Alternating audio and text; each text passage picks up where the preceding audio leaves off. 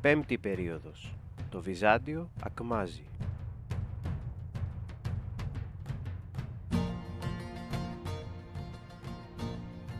Στον Νικηφόρο Φωκά, τον χλωμό θάνατον των Σαρακινών, τον ήρωα της Συρίας και της Κρήτης, τον Άγιο και ιδεχθή, τον μεγαλοπρεπή και ανυπόφορο, άξιζε ένα καλύτερο τέλος. Τζον Νόρουιτς, Άγγλος ιστορικός.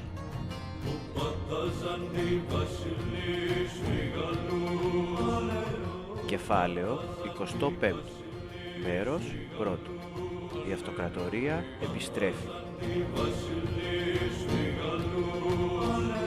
Στο προηγούμενο μάθημα είδαμε πως η δύναμη της Βουλγαρίας είχε υψωθεί απέναντι στο Βυζάντιο.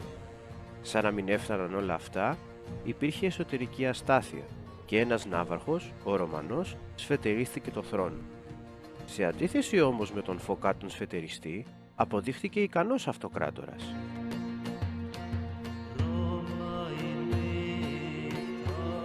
Οι αλλαγές των Ισαύρων και η συνέχισή τους από τους τελευταίους αυτοκράτορες έφεραν μεγάλη οικονομική, πολιτισμική και πληθυσμιακή ανάπτυξη στο Βυζάντιο. Αν και οι στρατιωτικές ήττες ήταν μεγάλες, η δύναμη του κράτους αυξανόταν συνεχώς. Η εποχή αυτή ονομάστηκε Μακεδονική Αναγέννηση. Ταυτόχρονα, ένας πολύ μεγάλος πόλεμος ξεκίνησε στο Αραβικό Χαλιφάτο. Αίτιό του ήταν οι θρησκευτικές διαφορές. Ο αραβικός κόσμος διαιρέθηκε και σταμάτησε να αποτελεί την ισχυρή απειλή που ήταν τα τελευταία 400 χρόνια. Ο αραβικός κόσμος διαιρέθηκε σε 3 βασίλεια. Με τον θάνατο του Σιμεών υπήρξε ειρήνη με τους Βούλγαρους για άλλα 40 χρόνια. Οι Φράγκοι συνέχισαν να συγκρούονται και οι Ρώσοι επεκτάθηκαν περισσότερο.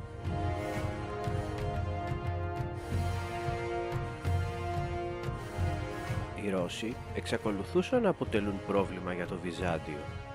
Έστειλαν μάλιστα 1000 πλοία για να πάρουν την Κωνσταντινούπολη, αλλά δεν τα κατάφεραν. Στα επόμενα χρόνια συνέχισαν τις επιθέσεις τους, όμως η αυξανόμενη δύναμη του κράτους ήταν ικανή να τους αντιμετωπίσει. Με το θάνατο του Ρωμανού, ο Κωνσταντίνος ο Προφυρογέννητος ξαναπαίρνει το αξίωμα του αυτοκράτορα και η Μακεδονική δυναστεία επιστρέφει. Στην εποχή του άνθησαν οι τέχνες και τα γράμματα και η μεταρρυθμιστική προσπάθεια συνεχίστηκε. Οργανώθηκε καλύτερα ο στρατός και κλείστηκαν συνθήκες ειρήνης με τους λαούς στο βορρά, συνεχίζοντας τον εκχριστιανισμό τους. Οι Βυζαντινοί, με αρχηγό το στρατηγό Νικηφόρο Φωκά, έδιωξαν τους Άραβες από την Κρήτη το 949 μετά Χριστόν. Σταδιακά επανακτήθηκε η θάλασσα και άνθησε το εμπόριο.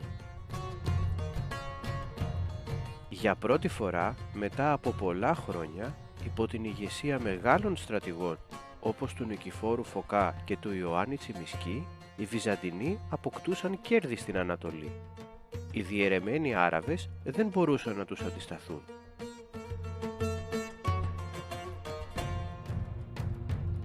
Ενώ συνέβαιναν όλα αυτά, ξαφνικά ο αυτοκράτορας πέθανε και μια νέα κρίση διαδοχής ξεκίνησε στην αυτοκρατορία. Τελικά, ο Νικηφόρος Φωκάς αναδείχθηκε νικητής και έγινε αυτοκράτορας. Πήρε τα παιδιά του νεκρού αυτοκράτορα υπό την προστασία του και φρόντισε για την καλλιέργειά τους. Οι Βυζαντινοί, υπό τον Φωκά, άρχισαν να επανακτούν πολλά εδάφη. Πήραν ξανά την Κύπρο και πολλές περιοχές στην Ανατολή το 969. Οι Άραβες ήταν ακόμα σε περίοδο κρίσης και παρακμής.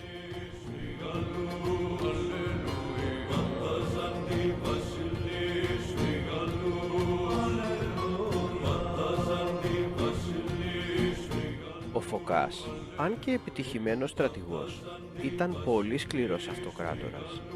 Οι στρατιώτες του τον λάτρευαν. Η εκκλησία, ο λαός και οι πλούσιοι όμως τον μισούσαν, διότι πλήρωναν πολλούς φόρους για να υποστηριχθεί ο στρατός.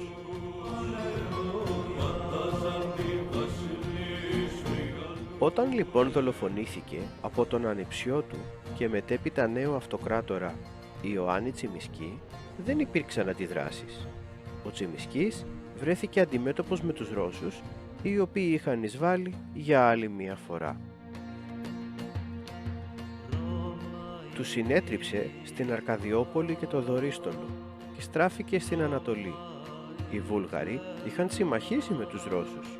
Έτσι, τα εδάφη επεκτάθηκαν και προς τα δυτικά αυτή τη φορά. Ταυτόχρονα, ο ηγεμόνας των Ρώσων δολοφονήθηκε και οι Ρώσοι μπήκαν σε περίοδο εμφυλίου. Η συμμαχία με τους Ρώσους κόστισε στους Βούλγαρους. Οι Βυζαντινοί επανάκτησαν εδάφη στα Βαλκάνια. Οι Βούλγαροι δεν δέχτηκαν αυτή την κατάσταση και άρχισαν να προετοιμάζονται για πόλεμο. Ήταν αποφασισμένοι να τελειώσουν το Βυζάντιο. Όταν ο Τσιμισκής πέθανε το 976 μετά Χριστόν, ελάχιστα φανταζόταν τι επρόκειτο να ακολουθήσει. Το στέμμα τώρα θα επέστρεφε στα χέρια του Βασίλειου, γιου του Ρωμανού των Μακεδόνων, ενός νεαρού αγοριού μόλις 18 χρονών, ενός αγοριού αυτοκράτορα που θα έγραφε ιστορία.